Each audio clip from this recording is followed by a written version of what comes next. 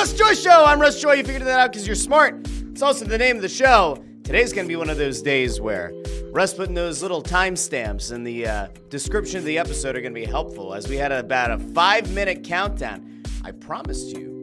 Well, I kind of did. Maybe I didn't promise it. I promised it to you, at least in my mind. All of you wonderful people who tune into the show, whether it's live on Facebook and YouTube and X, or those of you who tune in via the best podcast app for you, Apple Podcasts, Spotify, Pandora, wherever you get your podcasts.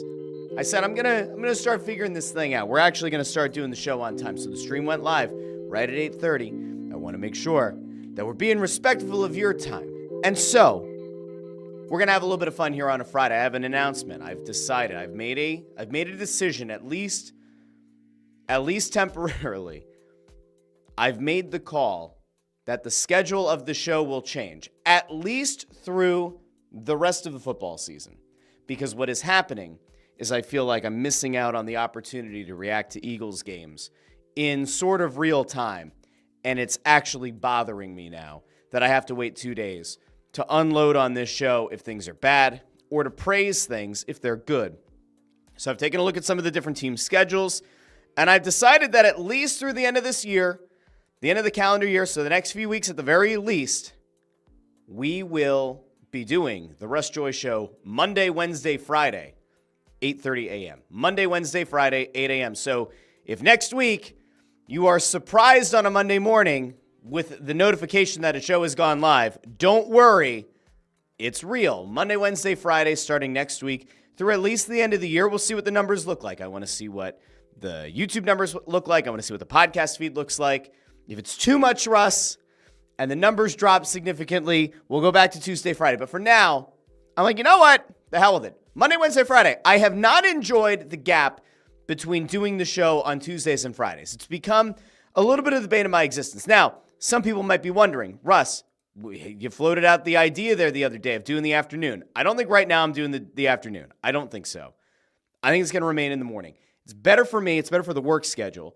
And plus, it gets to hit the podcast feed, and then the people who go off and they want to have their lunch whenever. If somebody wants to eat their lunch in their car like Nnamdi Asomugha, they have the option to eat that lunch in their car and either put their phone up on their dashboard and watch the show on YouTube, or they could go back and listen in the podcast feed. So that is just one small announcement. Now, I see that the comments are already on fire this morning with comments on my appearance, which is, on one hand, slightly hurtful, and on the other hand, totally understandable.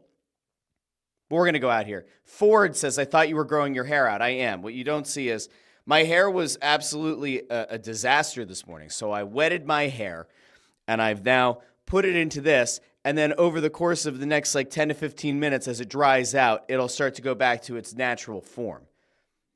So you can still see it. So Ford, there you go. Got some lettuce in the back. There you go. You can, don't worry. Don't worry. Also said, Andrew Fawcett says, maybe he actually combed it. Sure did. Ford says, so either you have olive oil or you got your hair cut. No, it's not olive oil. It's just water. I just did a little bit of agua this morning. It's a Friday morning. Got to be careful. No Crisco. Andrew Fawcett says pure motor oil. It's not that. It's not WD-40 and olive oil. No. Ford also uses the reference to Coming to America. I think I said this to you guys the other day. When Jameis Winston had that moment pregame, was it against Pittsburgh? Pittsburgh sounds right. Jameis Winston comes out on the field, and the way that he's just talking about what a blessing it is to be out there, I was like, he sounds like Eddie Murphy in Coming to America. And then I don't know, maybe it caused a resurgence. Maybe that's why Coming to America is on the top of Ford's mind. D-Chai 11, at least I think that's how I say your name. I don't remember your name here before, but I appreciate you being here. Said, saw you at the Shift 4 Lounge before the game yesterday. Do you go every game, or is this a special occasion? This was a special occasion. We very rarely make it down there. Bundy, it's always great. We love Bundy. Bundy's the best. Bundy has a little bit of flexibility, I guess, on who he can bring down or when or whatever. So we frolicked down there yesterday, and it was wonderful. I mean, listen, I don't know how you become eligible for the Shift 4 Club, but I'll tell you what, it must be money well spent. So many food stations. I mean, it was like an extravaganza, a bonanza for food. Plus, you have all the screens above the bar. If you want to indulge in the beverages at the bar, you certainly can. I mean, it's just a nice place at ice level, and then you kind of wander around. We interrupted a Panthers soccer game. It was actually happening off in the hallway. I think a lot of people know this, but like hockey players, as they're warming up, or as they're just kind of like hanging out in the under the arena corridors, they often play either soccer or hacky sack. I remember the Flyers years ago, hacky sack was a big thing. When like Giroux and Voracek were still here, hacky sack was like they had a big circle on the way to the media room. This was, we just kind of busted through a soccer game, but it doesn't matter. You know, that kind of is what it is. Anyway, those are things that don't matter as much. Now, we are going to get into Philly sports today and have a little bit of radio wars because I saw something the other day that it piqued my interest because there was something that happened on Twitter that had to do with Philly sports radio.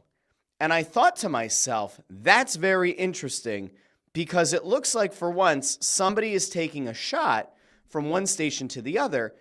And as many of you know, I'm a big fan of when the media snipe at each other because I just think it's better for the discourse. And I think maybe it's the pro wrestling fan in me, but I absolutely love when the radio stations go at each other. Now, I am going to check in with a friend of the show who I believe is either doing his show now or does his show around 9 o'clock. And that's Jon Marks, who's been on this show before, has been on Crossing Broadcast with me in the past. I'm going to show you the difference. There are levels to all of this. I want to show you the first thing that I saw this morning when I hopped on my phone as my wife started getting the kids up. Usually one of us takes one kid and one takes the other.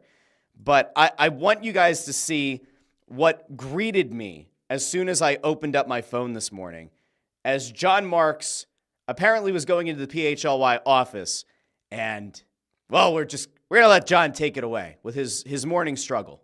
Here he is. And now some might say he kind of looks like Santa Claus here.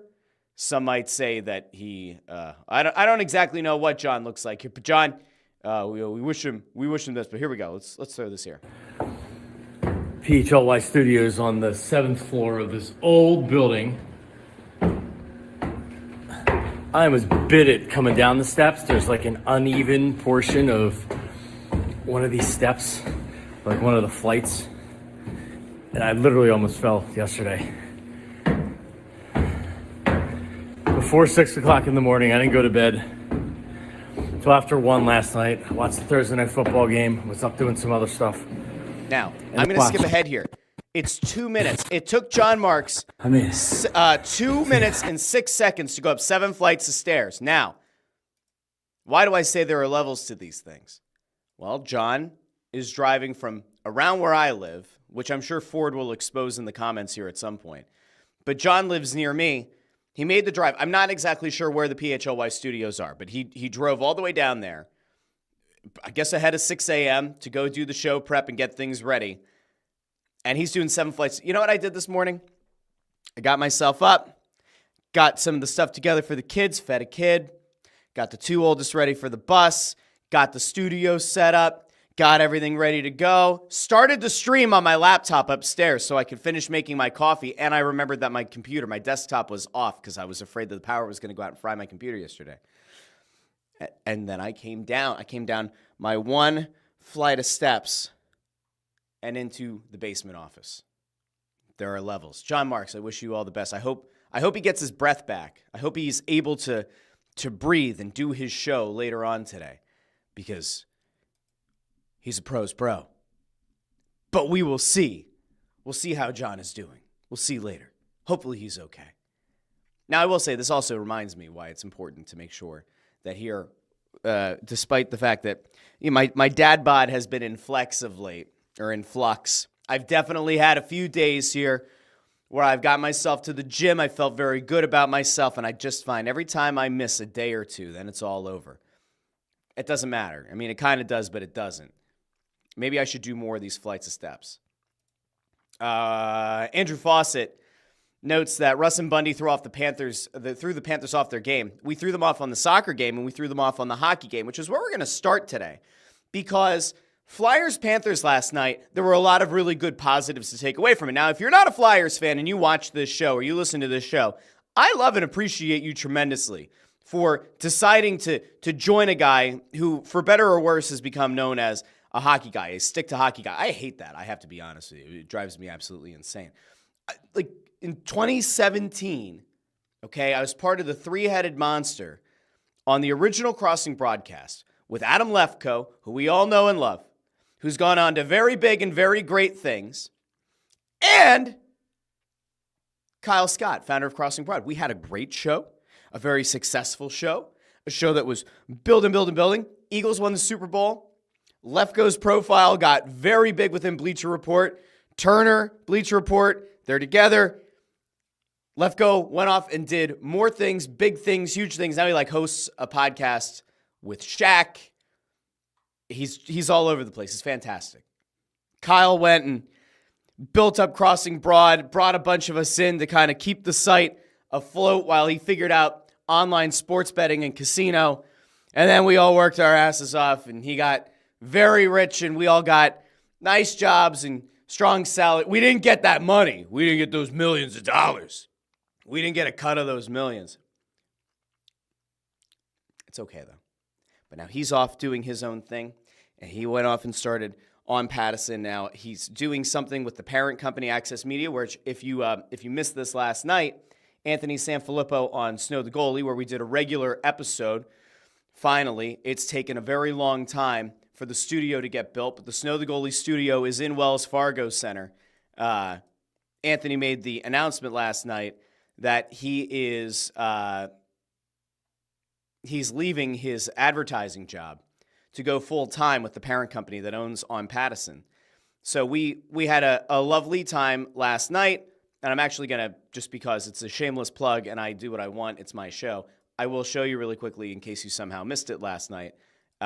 We got to do our show in the brand new studio. And as you can see here, all right, well, we don't need to see me, but as you can see, I don't know how the video quality is going to come across here as we do the screen share, but the show looked great. The show sounded great. And that's we had a Bundy bomb. People are always worried, what's going to happen if you guys partner with the Flyers? You're going to have to watch your language. You're going to have to change the show, as you can see here. It's beautiful. We're going to fill out those shelves a little bit more, but the Snow the Goalie Studio. Bundy made the joke that, pregame radio and some of the roundtables have recorded in there. And that's been a thing that we've been leasing out to them, the Snow the Goalie Studio. I can neither confirm nor deny that we've made significant revenue off of leasing the Snow the Goalie Studio in Wells Fargo Center to other shows. Okay, so we didn't make anything on it. It would have been great, but we made no money on it. Anyway, Anthony is now going full-time with the parent company for On Pattison, Access Media. He's going to be the editor. I forget the name of the site. It's a Philly site. And so he's going to be down there. Apparently, he's going to go down and he'll be at Voorhees. He'll talk to maybe Torts, some other things. Who knows? Will we finally get John Tortorella and Anthony Sanfilippo, the sit-down that we've all been waiting for? It's like Frost Nixon. I only know that because of the movie, not because of what actually happened. I'm pretty sure Nixon died in 94. I think that sounds about right. So I was 4 years old or 3 years old when Nixon died. Whatever. We are going to, here we go. See, I knew Ford would check in about Jon Marks and where Jon Marks lives. It's not creepy. Maybe it's a little bit creepy. So there you go. All right, now let me bring everybody back. So I was talking about the Flyers game before I went and did what I do a lot of times, which is go off the rails. The Flyers took on the Panthers last night. Oddly enough, the Eagles also play the Panthers this weekend. Very different Panthers team. Very different expectations. Very different trajectories for their respective seasons. Flyers took on the Panthers last night. The Flyers hadn't played in 4 days. We expected rust. The Flyers are not a good second-period team all season. That's where they've struggled, and then they really pick it up in the third period. There are a lot of games where the Flyers also struggle in the first. They're like a 20-minute team. It always just seems to happen to be the final frame. So all this happens, right? Flyers taking on the Panthers. Ivan Fedotov, the Iron Giant. Get your shirts over at shop.snowthegoalie.com. Fedotov is in net. gives up 2 goals that we would probably consider to not be great goals for a goalie to give up. They go into the dressing room for first intermission. We're like, something has to happen here. Something has to change. They looked incredibly rusty. The last 4 minutes or so of the first period, that's when they started to kind of look a little bit more like themselves, like they got their legs under them. We come out for the second period. We're ending the first intermission show, and we notice, Alexei Kolosov is going to be in net. I don't remember that happening too much this season. It happened last year with Hart and Ersson. It happened the year before. But I don't remember it happening a lot this season where Tortorella pulls the goalie after 1 period. Now, I'm sure there's somebody in the comments who could go back and pull the stats on it. I really don't remember it happening much this season at all. The Flyers, for the most part, this season have benefited in a tremendous way from strong goaltending from Sam Ersson when he's been healthy. But in the time that he's been out injured, Ivan Fedotov and Alexei Kolosov have all of a sudden played very well in net for this team. And to the point where I kind of jokingly said, I wonder if the Flyers would consider trading Sam Ersson. I don't think they will. I think it's much more likely they would trade an Ivan Fedotov, who's older than Kolosov and who might be more intriguing to teams that are willing to offer draft capital. But Fedotov and Kolosov have played really well of late. But you're on a 4-day layoff. The Panthers were coming off a loss. It seemed almost inconceivable that the Flyers could even put together a remotely competitive game. And yet that's exactly what they did. Like, that's exactly what they did. The Flyers came out in that second period with an 0-2 deficit. They end the second period tied 4-4. Now, Matvei Michkov, who I talk about a lot on this show because he's their best player, Matvei Michkov at this point looks very much like the real deal. Now, I totally get it. You're 26 games now into the season. Michkov was scratched for a few of them, but you're 26 games into the season. We talked on Tuesday about Michkov being one of only now 4 players in NHL history who, before they turned 20, had 3 or more overtime winners. Michkov thrives in big moments. He thrives in that OT period. Now, sure, you could say man advantage. He picks up a lot of points on the power play. 3-on-3 where it's more of a skills contest, right? It's a more open game. He benefits from that. Sure, we could make that case, I guess, if you want. But, there's a clutch gene to him in overtime. The thing that was very impressive last night was this is a Flyers team that was rusty. It's a Flyers team that had no business really being on the same ice to some extent as a Panthers team coming off a Stanley Cup win. But they especially had no business coming back from an 0-2 hole, still allowing 2 more goals in the second, but finishing the second period tied. And a big part of it was Michkov. A big part of it was. And there's this incredible pass where he goes flat out across the ice, right, on the diagonal from just inside the blue line, and he rips this pass. I think it goes through the skate of a Panthers player, right onto the tape of Farabee. Goes from Farabee across the front of goal, and then Tyson Forster jams it home. And while it's a good play, and it's a heady play, and kudos to Forster for kind of getting in the dirty areas to score goals, which you're supposed to do, especially if you're a low-skilled team. Just get into the dirty areas, cause traffic, cause chaos, benefit. Forster, good job to him. Nice feed from Farabee. But it's all set up by the patience, the vision, and the execution of the pass by Michkov. That to me was maybe his play of the game. Then Michkov has another one where he sets up Tippett. Tippett also has this wild play where he kind of loses his footing along the half wall, gets himself back up, kind of scurries a little bit, and has this one-man band kind of show. And he goes in and he scores yet another goal. And I think it was 26 seconds. I believe intern Andrew pulled 26 seconds of game time between the 2 Owen Tippett goals, which was the fastest that any player or any Flyers player had scored 2 goals in succession since Claude Giroux did it in 23 seconds. Interestingly enough, Tippett was the centerpiece of the trade, along with the first-round pick, centerpiece of the trade that sent Claude Giroux to Florida. Very interesting. They're always tied. They're tied together. You could also say that they might both be overrated gingers, but it's fine. But Tippett, good to see him kind of bounce back. Good to see him powering through. Good to see him putting pucks on net. That's important. Remember, a good chunk of the season, Tippett has almost looked like there's been a force field around the goal. Like, let's say a 3 to 4 foot force field around the goal anytime he shoots it, and it just deflects the puck away. He hasn't been able to put a damn thing on the net. So that has been a positive.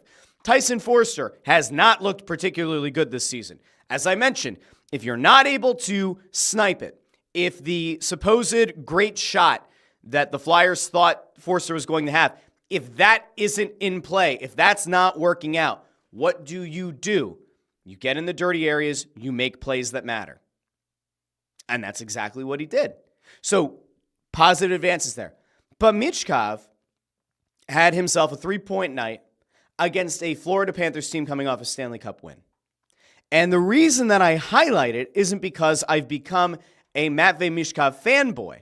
I'm very happy that the Flyers actually have a legitimate star, a star in the making, a guy who already is their best or second best forward. I will still give a tip of the cap to Konechny, who's done this at a consistent level. But Michkov's vision is at a totally different level. Like, for a long time, when I was sitting over in press row, I would sit by Ant and I would sit next to Bill Meltzer, who I revere as being the foremost expert on the Flyers. He is the Ray Didinger of the Flyers. I've actually been told Ray Didinger may or may not sleep in pajamas with Bill Meltzer's face on. That's how well thought of Bill Meltzer. But Meltzer's guy has always been Morgan Frost. And years ago, when we would talk about Frost as this young prospect, he'd say the vision is what sets him apart. He has this incredible ability to slow down the game and to just see passes that no one else sees. And like, Frost has certainly had his ups and downs, but to me, the vision is still a thing that carries through. Regardless of how he's doing, whether he's in the lineup or not, that part of it doesn't go away. The execution, a lot of that comes down to confidence. And when you're constantly in and out of Le Chateau Bow Wow, it's very hard to start to execute those plays. But Michkov not only has the confidence, which he is not lacking for confidence. He not only has the fire, he's not lacking for fire. He's got that vision and the ability to execute and to do it against some of the best teams in the league. This guy doesn't wilt. This guy doesn't falter. He shows up in big moments and he shows up in big games. And when you look at sample sizes of things, right? When you take a look at players who pick up points against bad teams and then kind of no-show against good teams, those are the players that ultimately frustrate you. And when you try to flip the switch to being a contender, if those guys have shown you throughout their career that they can beat up on bad teams, but they don't really show up against good ones, that's really not something you can build a cup contender around. Michkov is the opposite. Well, sort of. He still beats up on bad teams. But his ability to rise to the occasion is something that, like, I don't think anybody really expected. Kid's at 19 years old. He's adjusting to the NHL. He's got like 21 or 22 games now under his belt, taking into account the scratches. And yet, or no, he must be up to 24, right? Because it was 20. He did the 3 goals in 23. So 24 games under his belt. 5-on-5, he's still a work in progress. Man advantage, absolute killer. 3-on-3 overtime, absolute killer. Last night, solid all around. There were some moments where he sort of looked like he disappeared or he wasn't affecting the game, but you rarely have a moment with Michkov where you say he actively cost the team 2 goals. He made boneheaded decisions that cost the team goals. Now, we're going to talk about boneheaded in that game. Joel Farabee in the third period takes what are essentially 2 penalties. One gets offset because of a penalty on a Panthers player as well. But after apparently getting called for a cross-check, he then tries to drop the gloves. He doesn't get 5 for fighting. He gets a roughing call. And that puts the Panthers on the power play, and that ends your chance or your likelihood of being able to force the OT and pick up at least 1 point. That was a bad moment. John Tortorella didn't talk to the media after this one, which was its own kind of mess. I often wonder why it seems like after certain games and why after certain interactions, like apparently chewing Bobby Brink out on the bench after the game, making the decision to pull the goalie after the first period, I sometimes wonder why we see so much, or we have at this point over his tenure as the Flyers head coach, why we've seen so much of Brad Shaw, who I would forgive you for thinking kind of looks like a cousin, we'll say, of Keith Jones. I'm not saying they need to both do Ancestry.com or 23andMe, but Brad Shaw and Keith Jones look a lot alike. They could be confused for one another. In fact, when we did the Flyers charities last year and we had Brad Shaw on the show, there were people who came over and took a picture of Brad Shaw at the table with us doing the show, and I definitely heard people say that's Jonesy. We don't need to do a side-by-side, none of it, okay? Just trust me. They look very much alike. There are questions that the media could have asked, and then I saw, because this to me is interesting, when you start to see some of the media turning, when you start to see some of the media calling out the coach, that is when it feels like the honeymoon may be at least a little bit over. And I'm going to go to what I would consider friend of the program, friend of Snow the Goalie, Kevin Kurtz, who comes on the Press Row show. I'm going to go out to him because I saw his tweet last night and I was not surprised and not baffled, but I was certainly interested in this vantage point that he shared. So Kevin Kurtz goes over from The Athletic, goes over on Twitter and says, why didn't Sam Ersson start? Well, we don't know because John Tortorella didn't talk afterwards. Brad Shaw did. What about Joel Farabee's late penalty that cost the Flyers the game? Good question, because they didn't make him available. Bush League stuff here post-game. Now, some people wonder, like, why don't you guys go into the locker room as much anymore? Is it because you're afraid of torts? I'm not. I have no interest in going down and talking to John Tortorella. I couldn't give less of a shit. I also don't need to talk to the players. I'm not writing stories about the games anymore. Back when I would go down with Ant and we would both write stuff for Crossing Broad, like, yeah, I wanted to be around the locker room. I wanted to have a general idea of some things that might have been going on away from the ice that could have affected a guy's play, because there's a certain human element to this. I always mention, sometimes you find things out. Somebody's got a pregnant girlfriend. It's not public yet. Somebody's got some issues at home where the baby's not sleeping. You're not going to publish that. It's not for the public's knowledge, but you talk to a guy and maybe you find some things out and you go, okay, that maybe affects the way or how hard you go after somebody because there's a human element to it. Now, some people might say that that's unfair. Whatever. There's a human element to sports. And now that Ant is going to go work full-time in this editorial role and he's going to be down at Skate Zone, I fully expect him to start going back down post-game. I think Ant, in fairness, Ant knows how pissed off I was last year with the fact that the Flyers didn't do anything to squash this thing with Tortorella.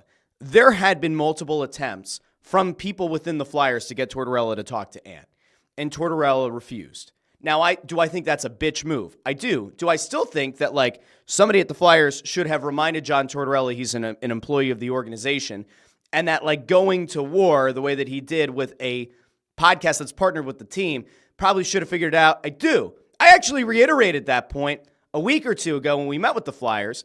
I said, probably wouldn't be a bad idea to get these two guys in a room together and at least let them hash it out. Now, would I love that to be on camera? Sure. That would do a great number. Would I rather them just squash the beef so that if Ant does go back down and does start to cover things again, that we don't have to do this bullshit where we drag the show through the mud again? I would. I think it would be great. Do I think it's going to happen? I have no idea. No clue. I don't even remember where I was going with that, but I don't need to go down to the locker room. It doesn't affect me. I don't really care all that much. And he might start too soon. I don't like the fact that there have been so many instances over the last couple of years, especially, where Brad Shaw is sent out to go answer questions, especially when controversial decisions have been made. And I don't like the fact that Farabee wasn't made available. The media, they make the requests, right? You put 3 to 5 names. I don't remember. I think it's 5. And PR comes through Press Row, and they say, who do you want to talk to after the game? And then typically the media give 5 names, 7 names, or whatever, and they make X number of them available, okay? Farabee not being made available is a little bit weird. I don't know why that happened. Farabee up to that point had a pretty interesting game, but those penalties late really did effectively cost them the opportunity to at least pick up a point at home against the Panthers. It is kind of weird. Do you call that Bush League? I don't know. Kevin Kurtz did. I don't know if I would, but It's not ideal.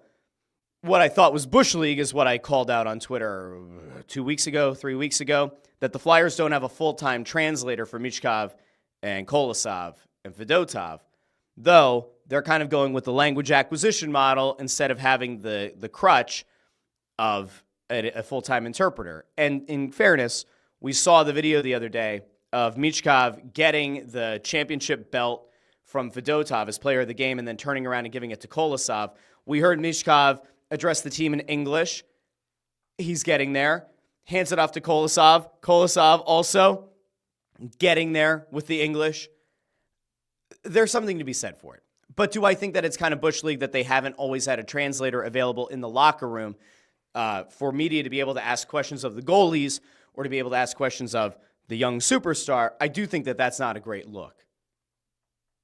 And I think it's just because it helps you to get some greater context on what those players saw.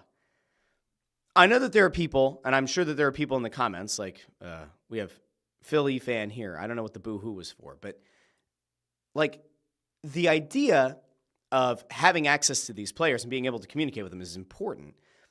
If not for the away from the camera stuff, if not for the off the record stuff, if not for the background stuff, it's still important to have that interaction, right? It's still important for the people who are trying to do a job other than just say, these are the plays, this is what happened, that was the game. You still want to get some kind of insight. Now, are there people who are too reliant on quotes? Yes, they still exist. I don't like reading a game recap where it just feels like everybody got the same basic bitch quote, right? I don't like that. I don't find that enjoyable. That's why I've largely stopped reading a lot of people, because I thought that they all just sort of look like they have their own version of the same basic bland story, and I don't need it. It does nothing for me. Having access to those players, however, and being able to get some kind of insight, at least occasionally, is very helpful. I think the Flyers have been calculated in this. I don't think they wanted to make Michkov available to the media that much. I don't think they wanted the media's circus. I don't think that they wanted to put too much pressure on the kid. Was it the right call? Was it the wrong call? I don't know. I don't think it's ultimately a very good look, but I can't force them to do it. All right, I'm going to go over to the comments here really quick, and we're going to sort of jump around here. We have a lot of other stuff to get to as well. Andrew Fawcett says, I wouldn't trade any goalie at this point. Flyers still don't know what they have. I mean, maybe. They know what they have coming in the system. They've got Bjarnason in the system. They have Zavragin, probably a couple of years away, still doing very well in the KHL at 19 years of age. I would still expect that they want to have competent goalies, but there are going to be teams that will sell themselves on the idea that they could compete this year, and you might be able to fleece a team. I like Ivan Fedotov. I like Alexei Kolosov. Do I love either of them or think that either of them are the future of the team? I don't. And to that end, if somebody makes you a really good offer, you have to at least consider it. Andrew Fawcett also says, I missed the first 2 periods last night. I had a date. Andrew Fawcett. Good on you, fella.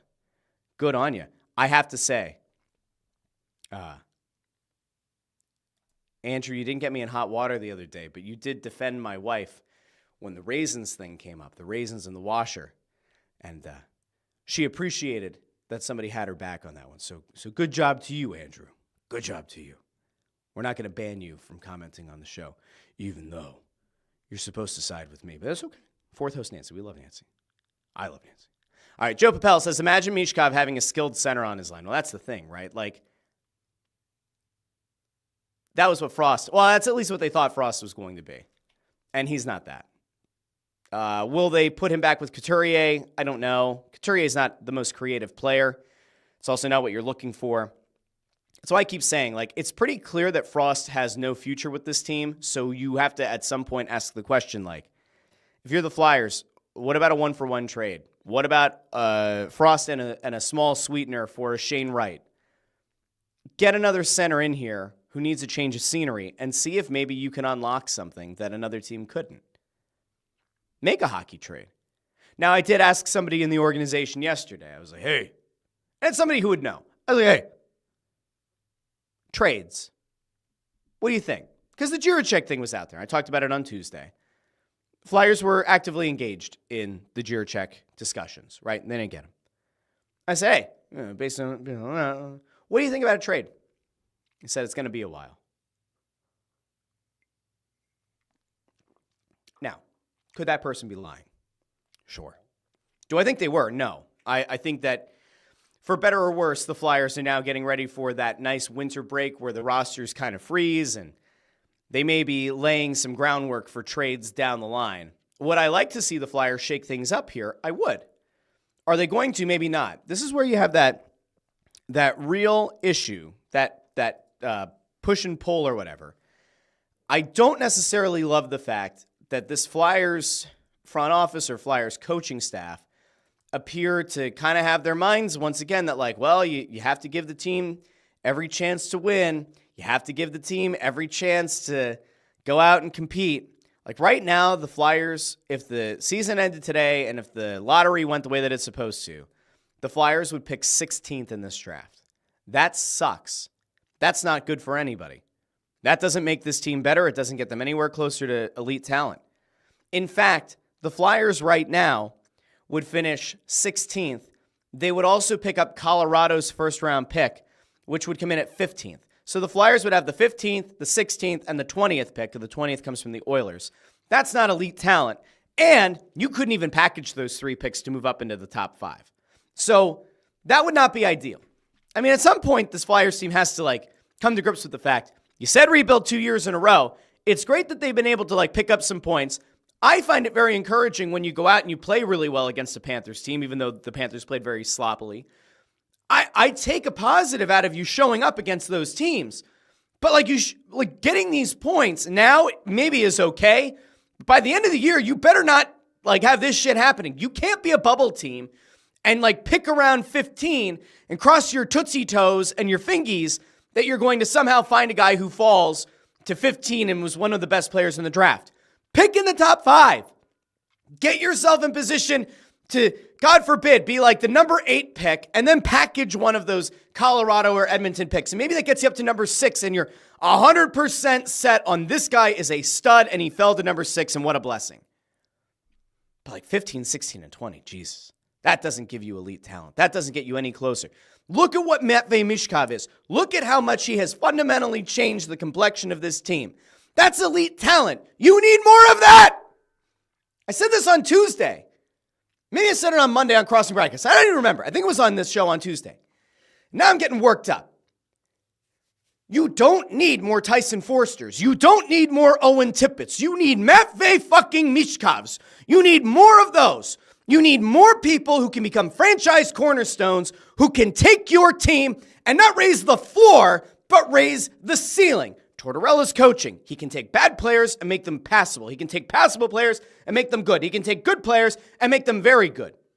But if he's done after this year, after 2 years, and you replace him with just any other coach, those guys are going to regress. I don't believe that if Tortorella makes Ryan Poehling and Garnet Hathaway and Scott Lawton and maybe one of Forster or Tippett a better player, I'm not sure that that's going to stick. I don't know how that works after Torts leaves. Unless Torts is going to get an extension, maybe the Flyers will do that. Maybe they'll surprise us all. You need more elite players.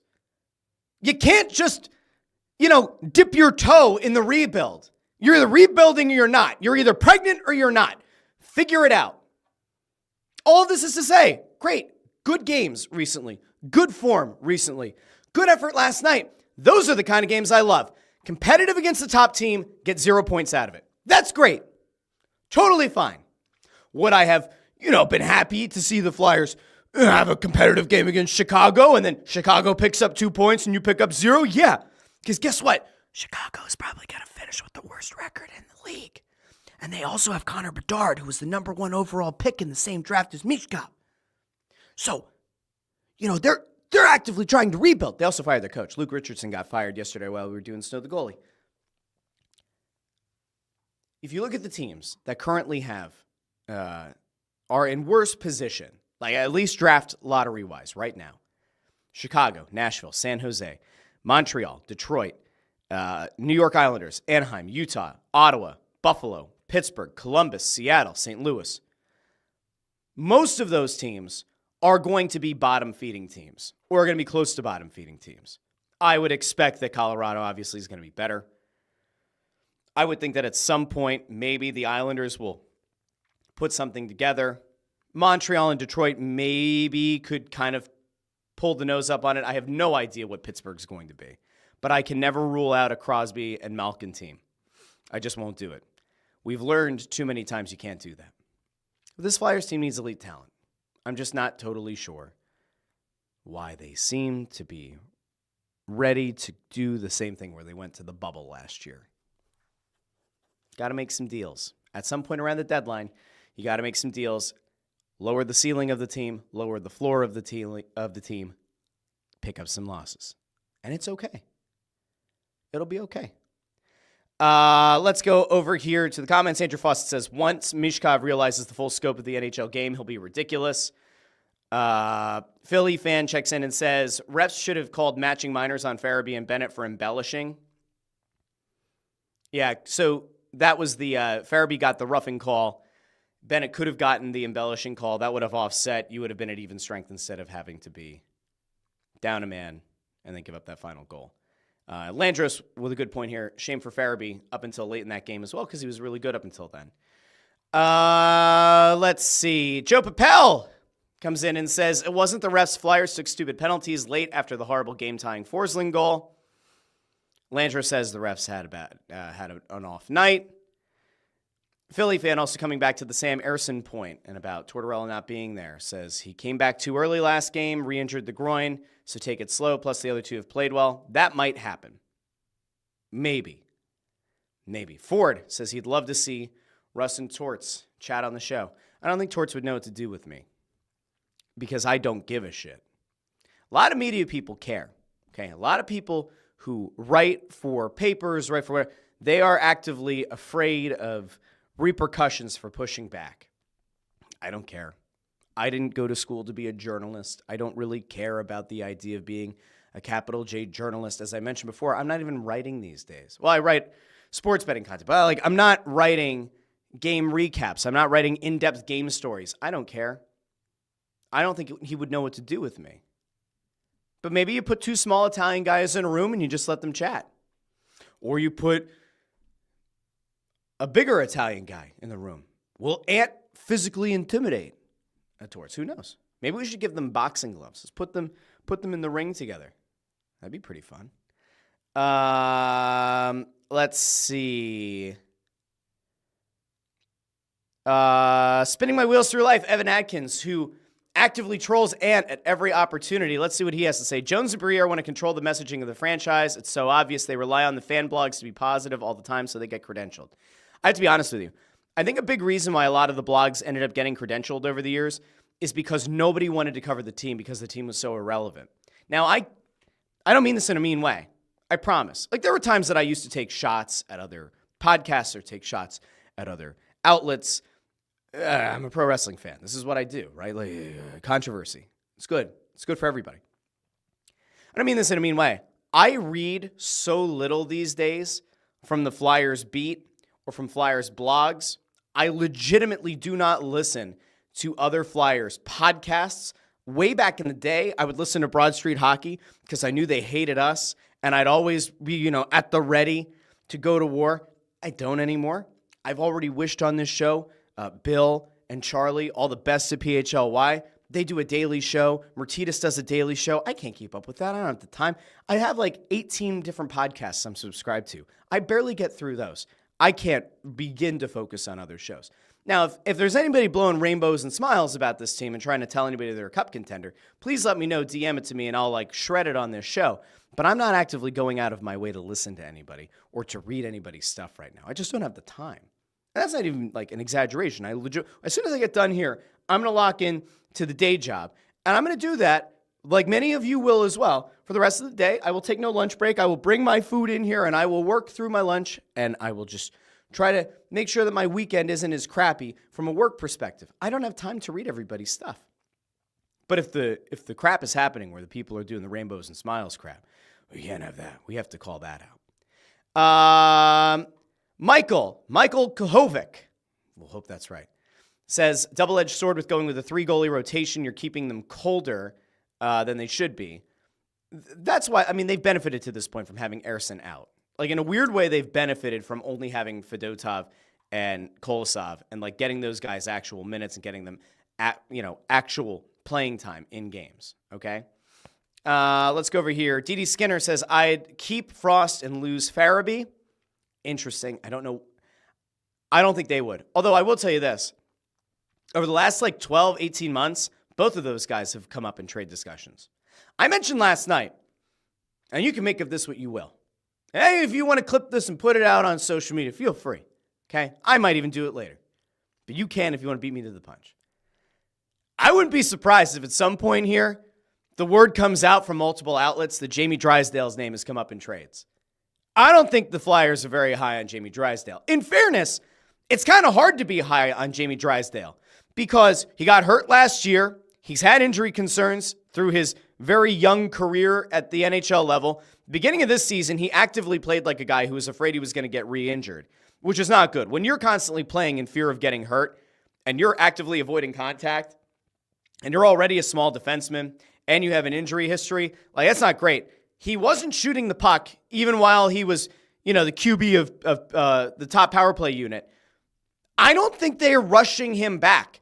I've also been given the impression that Drysdale's injury isn't that serious, wasn't really that serious in the first place, and that perhaps the Flyers are just kind of keeping him out because they want to continue to get a longer look at Emil Andre, and that maybe they're afraid that perhaps the PR hit of bringing Drysdale off IR, having to send down probably Kolosov, and having to send down, or Kolosov or Emil Andre down, to have Drysdale up here, and then probably get scratched at least one of every 3 games by Torts.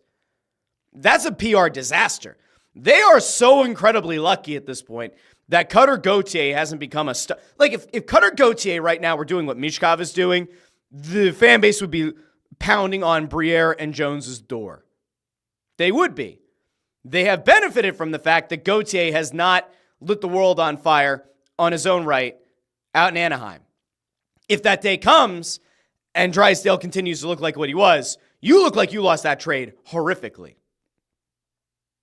We'll go back out to Spinning My Wheels, who says, Flyers overvalue their own more than any other franchise. I don't think the league views guys like Frost and Farabee as anything special.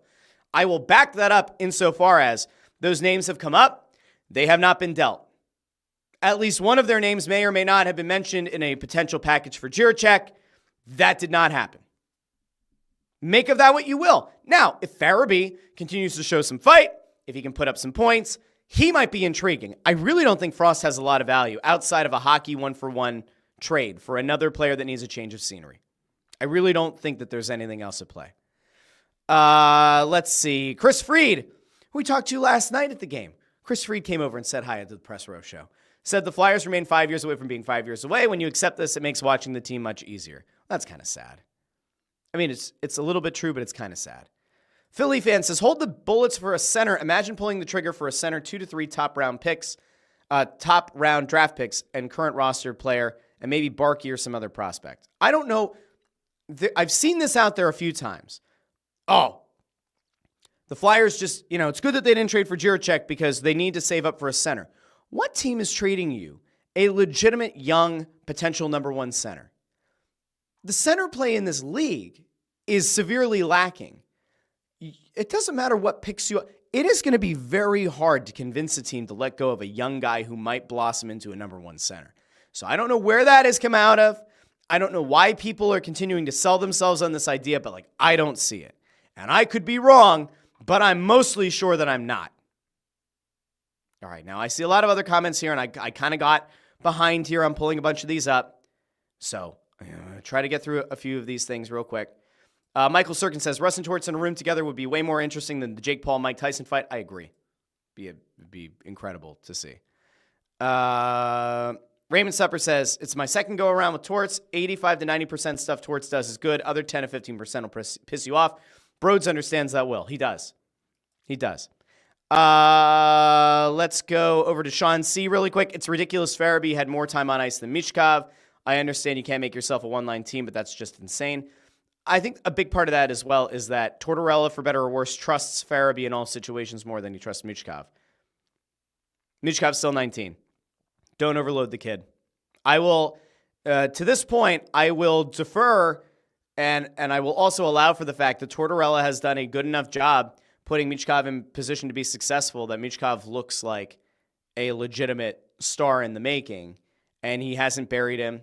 He scratched him for a couple of games. I didn't love the second scratch. I thought the first one was okay. The second one I thought was unnecessary. But to this point, Michkov has played very well. So you have to give Torts his flowers to some extent, I guess. Let's go to Chris, who says, what did more long-term damage to the Flyers? Carter Hart getting arrested or Cutter Gauthier demanding a trade and getting nothing good in return? We don't know for sure, right? We won't know for a bit. The Flyers seem to at least have decent goaltending. And I've said this before, and I think a lot of you know this. I was never a Carter Hart guy. I didn't think that Carter Hart had the ability to become a top-level goalie in this league. I don't think Carter Hart was ever going to be like a top 5 goalie. I made the argument sometimes that he wasn't even a top 10 goalie. I don't think that they really missed out on anything. That's just me, okay? That's just me. I don't think that Carter Hart was going to be a stud. So I don't think it hurt them that much. I think the Gauthier thing could hurt them. It also depends on if they end up trading Drysdale, whatever they get back for him, that's what you're going to compare to Gauthier. So again, make of that what you will. Now I'm going to skip ahead. Now I know that we are very far into the show and it became very Flyers heavy, but we're going to go off of this for right now. We're done with the Flyers talking. That took a long time. This is why we're going to go to 3 times a week. We're going to be able to do quick dink and dunks here. Not going to have to go as long, get as much crammed into 2 episodes. Monday, Wednesday, Friday next week, 8:30 a.m. Get yourselves excited, okay?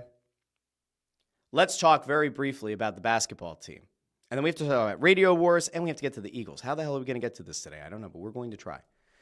So the basketball team is back in action tonight against Orlando. Now, you may or may not have missed this, but earlier this week, Paul George actually played a game for the Philadelphia 76ers, had a season-high 29 points against the Hornets in a 6-point win on the road, which gave the Sixers their 5th win of the season, improved them to 5-13. And then the next night, he did not play, nor did Joel Embiid, and the Sixers lost by 4 points at home to the Magic. Now, the Magic are a good team. The days of the Magic being a total laughingstock are far gone. All right, Franz Wagner looks like an absolute beast. KCP gives you valuable minutes as a veteran on that team. Moritz Wagner, the other Wagner brother, totally fine and acceptable player. When you have Paolo Banchero, which they did not the other night, another great player to have on that team. All of this is to say, is it a game that you should have won at home? Probably. Can we really blame you for losing that game when you didn't have Paul George and when you didn't have Joel Embiid? I don't know. But this team's ceiling is obviously significantly lower when you don't have either of those guys. Now, Jared McCain has had good moments this season. He's had some struggles at different points this season. But the Sixers at least look like they have another guard, maybe not a star guard, but another guard that could be valuable to them in the making in McCain. I never like to overvalue rookies, but he has had good moments this season. Tyrese Maxey, to me, is still going to be a superstar guard for your team. But you need one of Paul George or Joel Embiid to play in these games if you're going to have any chance of turning this thing around. They host that same Magic team tonight. Now, as of right now, as of the last time I checked Twitter, I did not see anything that had effectively ruled out to this point Paul George tonight. I think that there's a chance that Paul George will be in the lineup tonight. Joel Embiid will not. If Paul George plays tonight, I think the Sixers can win this game. Now, does that really matter in the grand scheme of things when you're 5-14? I don't know, but at some point you do need to turn it around. So this weekend, the Sixers are home against the Magic. That's tonight, Friday night. They are at Chicago on Sunday in what should be, could be, you certainly hope will be, a winnable game. Yes, the Bulls are technically in playoff contention. They're the 8th seed in the conference. They're also under 500. They don't impress me. They're not a legitimately great team. If you get Paul George in the lineup again on Sunday, maybe Joel Embiid starts to feel a little bit frisky and come back. All of a sudden, anything is on the table. I'm having a really hard time, though. Like, I told you guys this. I love, and I have my fan cap on for the Sixers. And when I talk about games on this show, when I tell you my thoughts on the Eagles, when I tell you my thoughts on the Flyers, I'm actively watching every minute. And oftentimes we'll go back and rewatch parts of or the entire game again on DVR to have a well-educated, informed opinion. I'm not going to sit here for 10 minutes, standing. I'm not going to stand here for 10 minutes and bloviate on the Sixers because I'm not watching full Sixers games right now. They're not worth my time.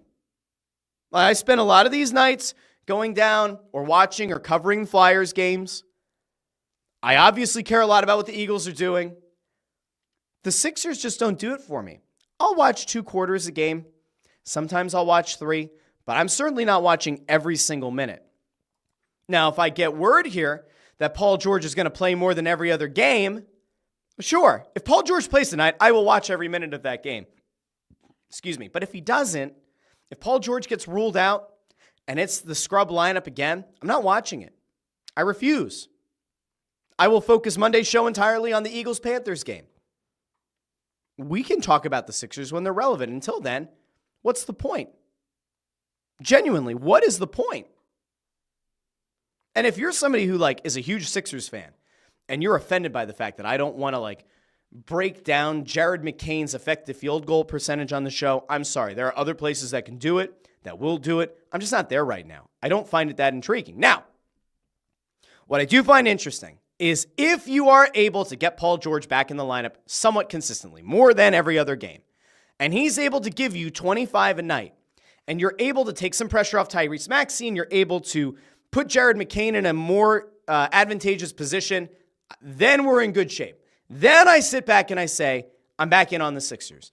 I want to watch Paul George play. I was excited that they got Paul George in the offseason. I was also realistic about the fact that the guy has had a lot of injury issues. It was interesting that the Clippers didn't work very hard to retain him, and it seemed like the Sixers were really the only team actively involved. There were rumors that Orlando might have been kind of kicking the tires on it. But I like Paul George as a player a lot, and I want to see what this team looks like with obviously Maxey and Paul George, but I'm intrigued by Jared McCain. And I mentioned, a week or so ago that we were watching a Sixers game, my wife and I. And she looked at me and she's like, he kind of plays like Steph Curry. And I was like, well, he's obviously not as good as Steph Curry. He's not even in the same conversation. But yeah, there's a helter-skelterness and the ability to just kind of pull up from anywhere and get you off balance. McCain has had a really nice season so far, averaging almost 16.5 points per game. Good on him.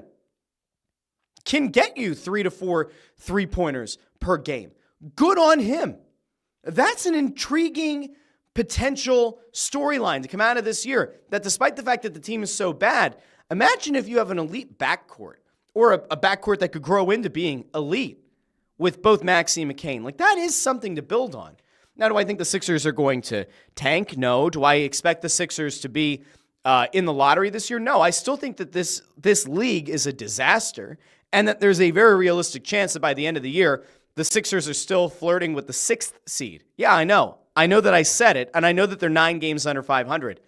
I still think that based on what this Eastern Conference is, if Joel Embiid ever lives again, if he ever lives and breathes and gets back into the lineup every 3 out of 4 games, they will almost fall into the 6th seed in this conference.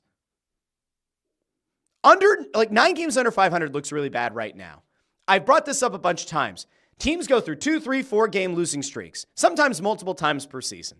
That would also, in aggregate, get you 9 games under 500.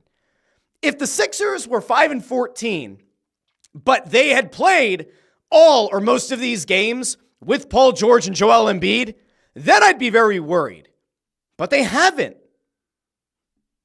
The team is built around and predicated around Joel Embiid being in the lineup, and to some extent, having guys who can play off of Paul George. If those guys don't play, the rest of the pieces don't make quite as much sense, and you can't turn them into stars because they're not. A lot of them are veteran players who can play a specific role. Their ceiling is just significantly lower without Paul George and Joel Embiid. I would like to get back into being excited about the Sixers again. Maybe it'll happen. In the meantime, I need to get down there with the family because the tickets are dirt cheap. I saw it the other night. It was like $2 to go see the Sixers. I would absolutely love to go see some cheap Sixers games. I think we're going to start doing that as a family. Also, I need to know if this is a violation as I transition to radio here in a second. I need to know if it's a violation. I said to my family on Sunday, we were about to go into church, and I was like, yo, Eagles-Ravens tickets, very expensive. It was like $300 for upper level on the secondary market. I'm like, we're not doing that. I was like, what if we just went to another game? Like, it doesn't have to be a Philly team. And I was like, the Jets. We don't care about the Jets. But I was like, what if we just go to, I hate MetLife Stadium, but I was like, what if we go to the Jets game? Like, what if we just, as a family, went? And it was like $35 or something for tickets. And I was like, I could sell myself on the idea. Why don't we do that? Why don't we go up to MetLife? We'll go as a family and we'll go watch two teams that we don't care about. That could be fun. I also looked at what the Commanders' prices were. They were a little bit higher. And we almost did. We almost went. I have to tell you, if you guys haven't done this before, or if you haven't done it recently, there is something fun about going to see two teams you don't care about. Like when you take the stress out of your team having to win out of the equation, it's a totally different way to watch games. All right, we are going to talk about radio, and then we're going to wrap up with Eagles because there was something interesting that happened in the radio, but we're going to go to somebody who works in radio down in Florida, T from the TO3, who says, what up, Russ? Danny Small, mi amigo, member of our team over at Sport Radar, which we love, says, starting to get worried about my Sixers. That's fair. Ford says, is there hope for the Sixers? No. Sean C., I can't help but laugh at the Embiid bullshit anymore. I think he's so close to losing the support of the city, and they can't trade him. Well, it's true that they can't trade him. I think he's already lost the support of a lot of the season. But here's the thing about it. Embiid is at the point now where it really doesn't matter if he loses the support right now. If Embiid gets back in the lineup and looks like 70% of himself, the fans are going to get right back behind him. All it's going to take is Joel Embiid playing 5 or 6 games. The Sixers win most of those games. Embiid dunks on a guy or bowls somebody over, hits the suck it sign while he's laying on the ground, and all of a sudden, guess what? The fans are back in on Joel Embiid. They just can't get behind what they perceive to be antics when the guy can't be healthy. I still don't understand why the organization won't just rule him out for an extended period of time. That's the part that's so unbelievably frustrating about it. Like, they should have just ruled him out. And this came up to Nick Nurse the other day, and Nick Nurse just kind of shot it down. I don't know why they keep doing this thing where it's like, well, every game, he might play, he might not play, he might play. I don't know if it's a ticket attempt, like they want people to buy tickets on the hope that Joel Embiid's going to play, but to me, it's all bullshit. Like, no, just rule the guy out for 2 weeks. I don't know what it says personal reasons and injury management.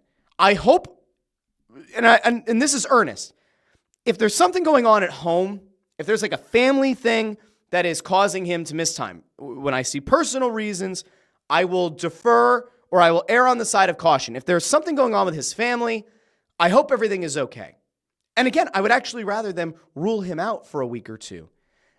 You don't expect a guy to come out and say, like, this is what's happening in my personal life. But, like, if that has something to do with him not playing and it's an actual thing, you talk about, like, losing the support of the fans. If it were to come out that something has happened in his personal life or that there is something that is causing an issue, I don't know. There's always part of me that thinks, like, just give a little bit of insight, and it would certainly get the heat off. But if that's not what's happening, if it's just that his feelings are hurt, well, guess what? None of it matters. Chris Reed says, between the Sixers and all the local college basketball teams, basketball has never been worse in the history of Philadelphia.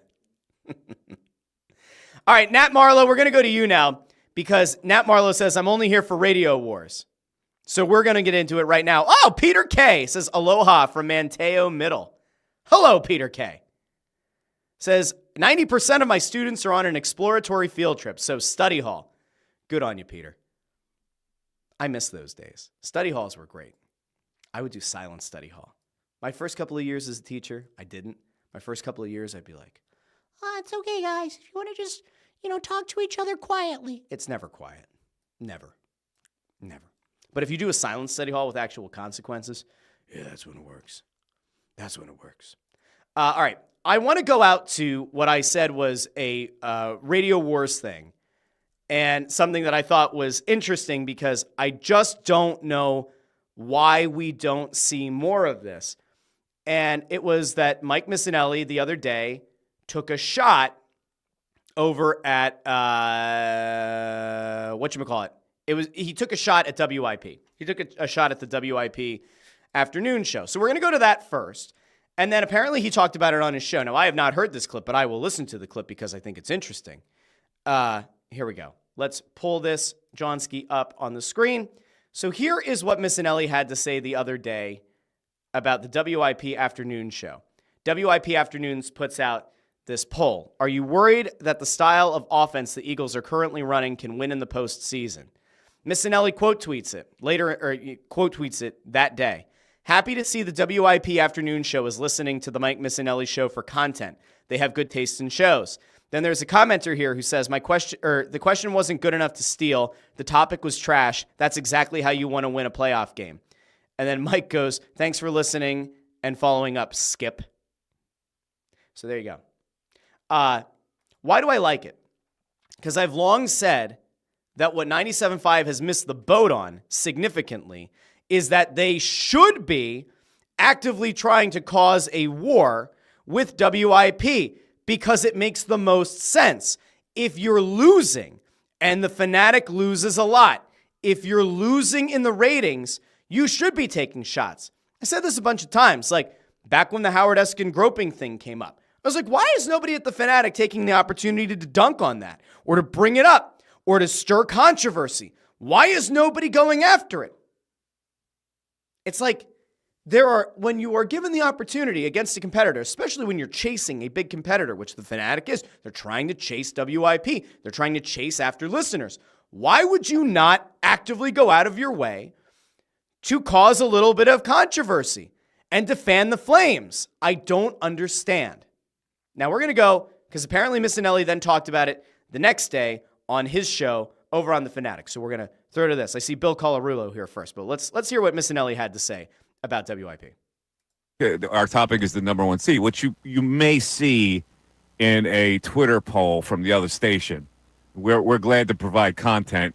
Yesterday, the theme of our show was whether this style of offense could actually, and we talked about it all day. It was the major focus. So so Bill sends this to me, and I put a tweet out there, and it caused some consternation from people. But here's the deal, all right? This is the way sometimes it works. We talked about this topic. We introduced it at 10 o'clock. We talked about it. It was the main theme of our show. So here's my theory. A producer for that other station who does their afternoon show heard us and said, well, that's an interesting topic, and put it up in a poll. Now, if you believe that's a coincidence, that's fine, all right? But I'm not these people trying to defend it. This is what it tells me. That producer of that other station who heard us do that has good taste in listening to midday shows. I'll give the guy credit. He'd rather listen to our show than their show. It's simple as that. And he's got good taste. He should. See, why would you listen to that midday show? You got to listen to this one. You get your ideas from this show. All right, so very interesting. Let me know what you think in the comments. Is Missanelli right? Is he wrong? I still like the WIP midday show better. Now, in fairness, I don't listen to the radio that much, so I couldn't tell you the last time I listened to either. There's still a part of me. We talked about this when Missanelli came back. There's the nostalgia factor, right? Like when I was in college, there was Marks and Brace, there was Mays and Bruno and Mays, there was Missanelli. And so for all of those guys, to some different varying extent, there's a bit of nostalgia. Bruno and Mays was the best sports talk radio show that I remember listening to, in that it talked about sports, but it went way off. And I thought it didn't take itself too seriously, and I really enjoyed that pairing. Missanelli was really great for a time, and I've compared him a bunch of times to Bill O'Reilly. There is a certain provocateur nature to both of them. There's the legal background with both of them. There's the condescension used against the listeners or against other people. But I'm not going out of my way to listen to Mike Missanelli in the midday. I'm just not. Now, again, I don't really listen to a lot of sports talk radio anyway. But him coming back to the airwaves hasn't made me a returning radio listener. I don't know the last time the ratings came out. I'm sure that Kincaid over at Crossing Broad will likely at some point break down the most recent ratings book. I thought that there was a chance that Missanelli would chip away at least some of the lead, but I don't know what the most recent book looks like. I wouldn't be surprised to see WIP still holding a strong lead. Now, the idea of like the style of offense, that being like an exclusive topic, like, I don't know, is it? Again, you guys can let me know, especially if you listen to more sports talk radio. I don't know if that's come up at all. I also don't think it's a unique enough topic that you could like cry plagiarism. I really don't. Ford says Missanelli is aging weird. Kind of looks like one of those clay figures that they do in Hollywood. Are you talking about the what was it called? Not Ripley's Madame Tussauds, right? I don't know. Chris Freed says Missanelli should have remained retired. Nat says, ironic Mike said that because when I worked at 97.5, I was listening to Marks and Reese on my drive in out of spite for how bad his afternoon show had become. Oh boy, there's a shot fired.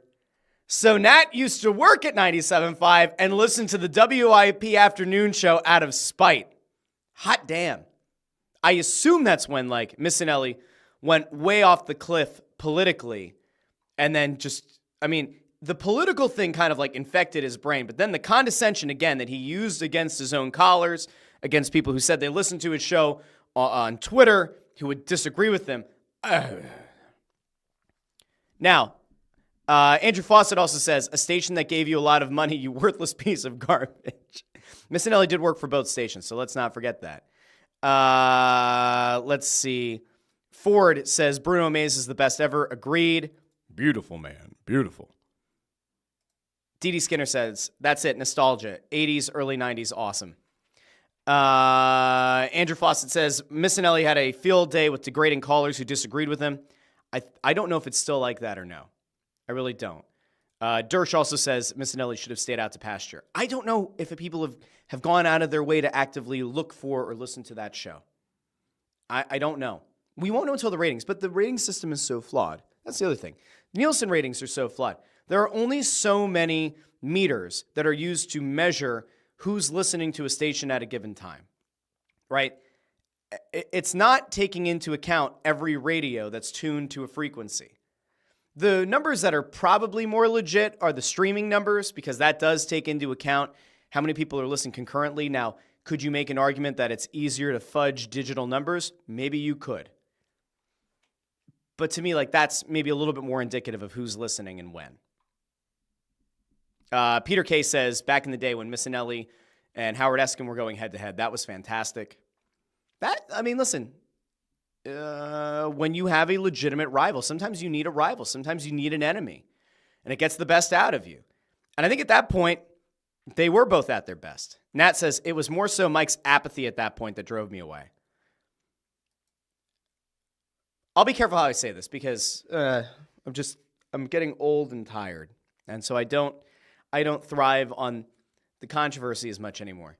I have been told by people who work at a station, there are some older heads who either do now work at that station or no longer do. That some of the guys who made a lot of money, didn't really do a lot of work and didn't show up to the station with a ton ahead of their show and really were overly reliant on their producer to have everything ready for them. And that there wasn't a lot of effort being put in. They weren't coming in as early as they had when they were the most successful in their career. There's somebody that I can very clearly think of. The person maybe has turned that around, though. Maybe a little bit rejuvenated by a different outlet. But I think when somebody finds enough success, they start to rest on that. And that's okay. And like at some point as you get older and you're in your field for longer, maybe that's acceptable. But I would find it disappointing, especially if I worked with those people. Nat also said, I actually really like Mike. He was always nice to me. Nat, how did we go from I would listen to the WIP show out of spite to what? But he was actually nice to me. What are we doing here, Nat? What are we doing? Andrew Fawcett with perhaps an astute point here. I don't know. I have not heard the same things, I will just say, about that person since they've gotten off the radio. I have not heard that the person is lazy or not showing up early or whatever. So if that's the case, good on that person and good on that outlet for getting the most out of them. Okay, we're done there. Last thing. This show has gone on way too long. This is why we're going to 3 times a week, Monday, Wednesday, Friday, starting next week. Eagles-Panthers this week. What should we expect of your team, your town, your Philadelphia Eagles? Well, we know that they're riding an 8-game winning streak. We know that they just got off of their best win of the season on the road at Baltimore, a game where they were dominant on both sides of the ball. But what do they have coming their way from Carolina? A team that for a large part of the season looked hapless, looked listless, looked like an absolute disaster. I will remind you that in the first 2 games of the season, the Panthers scored a combined 13 points and allowed a combined 73 points. That's not how you win. That's when Bryce Young was initially the quarterback of the team. They took him out of the starting lineup. They tried to hand the team over because apparently they thought they were going to get better results. They were competitive in some games. They picked up a win on the road against the Raiders. They played a somewhat close game against the Bengals. They've gotten blown out of points this season by like the Commanders, by the Broncos. They've picked up a close win over the Saints in recent weeks. They won against the Giants. That was the game in Munich, right? That was all good. They played a very competitive game against the Chiefs, only lost by 3 at home 2 weeks ago. And then last week, they lost in overtime on a field goal against the visiting Buccaneers.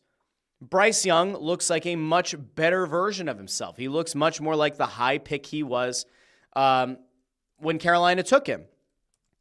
In fact, like I would make the argument that Bryce Young won't cause significant issues for this Eagles team, especially after how they were able to shut down Lamar Jackson in large part.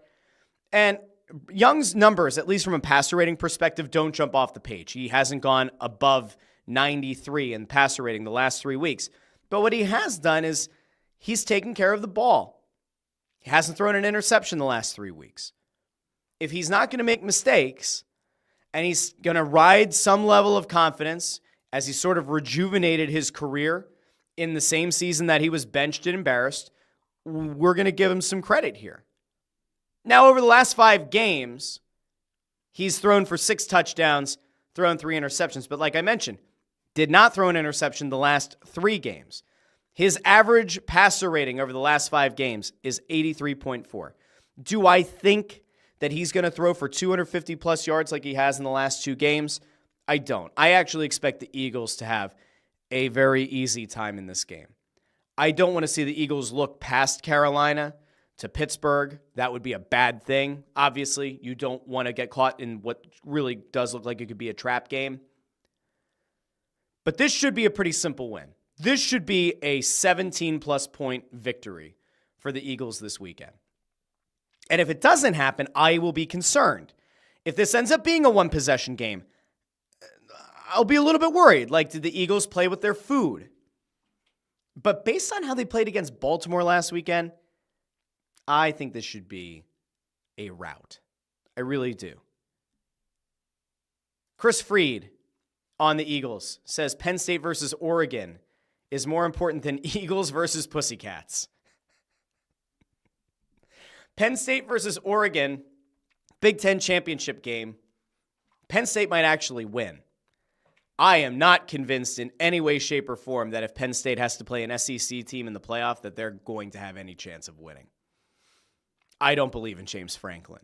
Do I think Penn State could win the Big Ten championship this weekend? I do. There's an actual shot. Andrew says, Texas versus Georgia will have most of my attention this week, and I think that's what a lot of people are going to do. I think that's where they're going to go. Ford also says Penn State will get smoked. Paper Tigers, just Google their head coach's record against top 10 teams. We'll see. Let's see. Dersh thinks that the Eagles-Panthers game smells like a trap game to high heaven. Possibility. Here's what'll be concerning. I mentioned this on Tuesday, okay? I find that the scripted plays and the first quarter remain concerning. Their inability to execute on these plays that we've now multiple times on this show had national pundits where we've pulled clips of their shows where they've said these are the plays that you expect to score on because this is what you've seen on film should work against the defense. If they can't score in the first quarter, it's going to be a concern. If they can't put up at least one touchdown in the first quarter, that to me is going to be a concern. Now they could go on and blow out Carolina, and we'll talk about it on Monday morning. But I want to see them get off to a hot start. We'll see what happens. Now, again, I will be back on Monday, Wednesday, and Friday next week. We're changing the schedule from now through the end of the calendar year. Monday, Wednesday, Friday. We're going to see how it goes. We'll see how all of the people who tune in live, how they like it. We'll see how the podcast feed reacts. We'll see how YouTube reacts. Monday, Wednesday, Friday. You don't have to wait until Tuesday. Monday, Wednesday, Friday. Next week here on the Russ Joy Show, 8:30 a.m. sharp. I'll talk to all of you then on Monday. In the meantime, enjoy the basketball game tonight. Enjoy the Flyers game on Sunday night. Enjoy the Eagles game Sunday afternoon. I will talk to all of you on Monday morning. And by the way, if you haven't done so already, subscribe to the Russ Joy Show on YouTube. We are 20 subscribers away from hitting 500, at which point I will randomly select a subscriber to the channel to win a jersey of their choice worth up to $175. So if you haven't done so already, go subscribe on YouTube. And I will talk to all of you Monday morning here on the Russ Joy Show. Have a great, great weekend, everybody. Talk to you Monday morning.